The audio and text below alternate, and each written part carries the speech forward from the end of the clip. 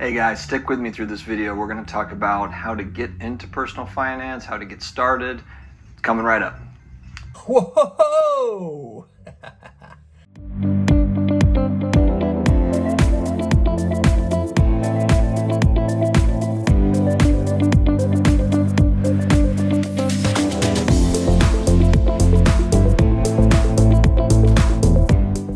Hello, sports card collectors, investors, all my collectibles friends. Thank you for joining me today. This is our 1-year anniversary look back video. I'm also going to talk about one card that I'm buying in the next 30 to 45 days. But first, let's take a trip down memory lane, shall we?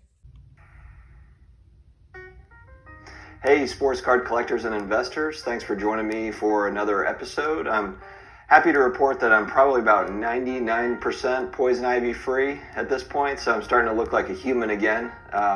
So apparently Luka cards have gotten a little bit more expensive. I took red, white, and blue Prism PSA 10, and I'm going to explain why I'm happy. I was happy with the sale, but I sold it 3 days too early, as I'm sure many of you can relate to. This has probably happened to others as well, but I'll just kind of break down exactly my thinking on this. Was I had seen this card, it had fluctuated, over the last, the first part of the season, January through March, and I ended up selling it on March 3rd for $313 was a sale price. Now I bought the card October 8th for $82.99. And so, when you take that $313 and then you take away the 13%, 10% for the eBay fee, 3% for PayPal, you come with $272.31.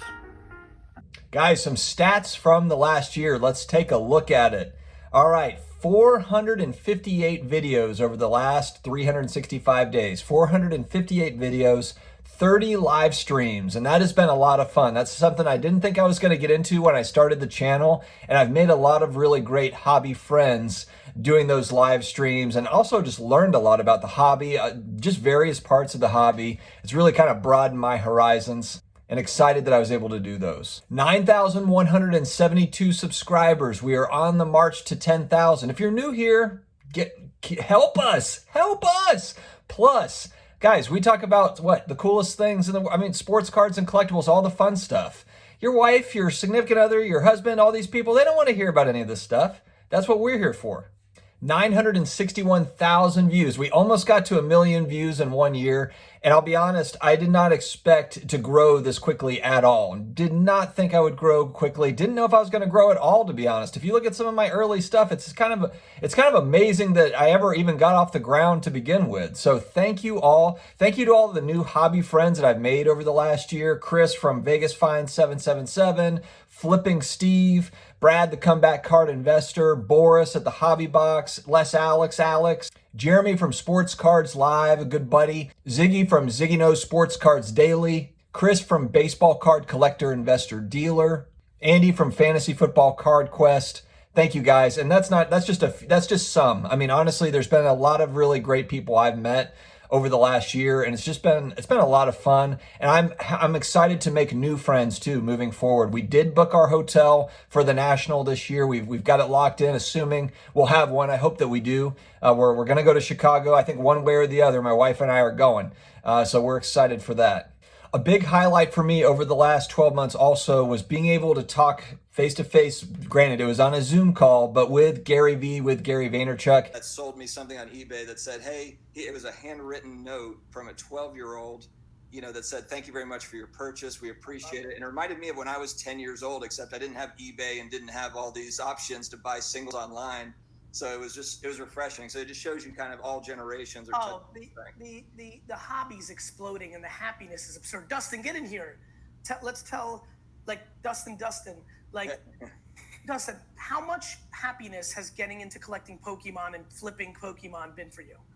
I didn't get into sports cards because of Gary V, but I don't think I would have started my YouTube channel without kind of that motivational push that he provides through a lot of his messaging, through a lot of his content. And I was lucky enough to get on Tea with Gary V. one time. And then also I was on his Coffee and Commerce show where we were just talking about kind of macroeconomic stuff. And that was just really cool to be able to talk to him, face to face. And, just because he's a guy that's kind of like a Tony Robbins type guy that really motivated me to get off my butt and get it done. So thank you to Gary Vee. I hope to, do some more things with him moving forward. I don't have any sort of a personal relationship with him, but I do hope to do some more things moving forward, as he was definitely a big influence on this channel actually coming to fruition.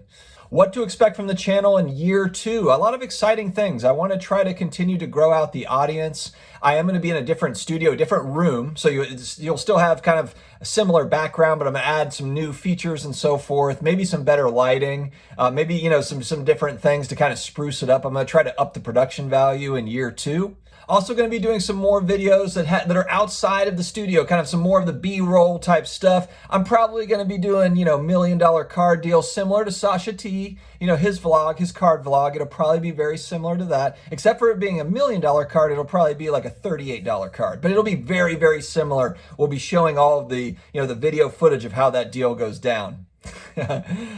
I'm kind of serious, but that might actually happen. I might actually do that. I've got some ideas for some different video ideas that I think are going to be a lot of fun in year 2.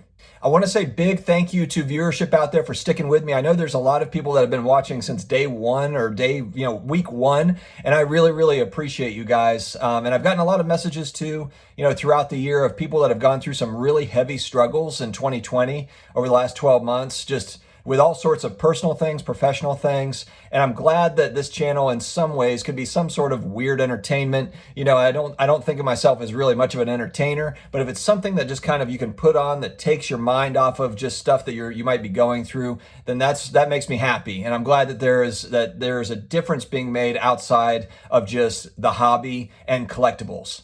All right, guys, the one card that I am going to purchase over the next 30 to 45 days, expect it on a mail day. I haven't told my wife yet, but it's going to be had. It is the 1986 Fleer Michael Jordan sticker. I did have one of my grails as a PSA 9, just regular 86 Fleer Jordan rookie, but those have gotten a little out of the range for me. So unless there's some just massive kind of card sell-off where prices really, really go down on that one, I don't see that one happening anytime soon. But I think that the Michael Jordan sticker in a PSA, ideally, I would really like to have an 8. Of that card. Now, look, I think if I find a really good deal on a 6, 7, or 8, that's probably where I'll go, but I would really like to get an 8. I'd really like to have a PSA 8 of the 86 Fleer sticker Jordan rookie card. It's one of those cards that when I was young in card shops, it was one of those, it was expensive in 1989, 1990, okay? It was already, now, expensive to me as a kid. It wasn't expensive compared to what it's going for today, but there was no third-party grading back then. These were all raw copies in 1989, 1990 being sold in card shops. And I remember as a kid looking at that card and being just completely amazed by it, never being able to afford it. And so it's going to be had. It's going to be had here in the next 30 to 45 days. I think that's going to be a really fun one. I'm looking. So hey, if you see any great deals, let me know.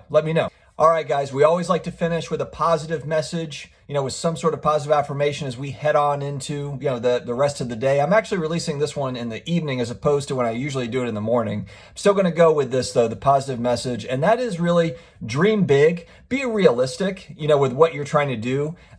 For example, if I'm going to go and start, a company, I want to start $1 billion company. There's so many steps to get there, but I don't think that it's bad to dream big. I think a lot of people, they take a narrow focus because they're just concerned that they won't be able to hit kind of those targets, and they don't dream big enough. And basically they could do more essentially, but they have more of kind of a narrow view. And nothing wrong with having a narrow laser focus to build on. But don't be afraid to dream big either. There's anything is possible. 4, Golden State is 3. Rondo 3 up high and off the Caruso parachutes in.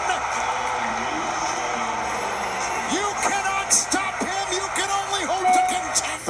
13. You have to have that mindset. I think that's what gives us all fire, to kind of to keep going and to do more and to stay motivated. And when you have a big dream, kind of a big picture dream, maybe you have like little steps to get there. That's a lot of fun, and that's a lot of fun because you've set a path and you're on that path and it's great. So dream big. I was thinking like Henry Ford, when he was about to roll out his Model T, Ford Motors, I'm sure there's a lot of people in a horse and buggy that thought he was crazy, that were like, haha, what a loser, Henry Ford. Well, history is history, okay? So dream big. Guys, stay positive, stay confident, no matter what. Believe in yourself, no matter what, and it's all going to be all right. Have an awesome day. Thank you for watching. Thank you for watching through this 1 year look back, and here's to year 2, guys. Cheers. Have a great day.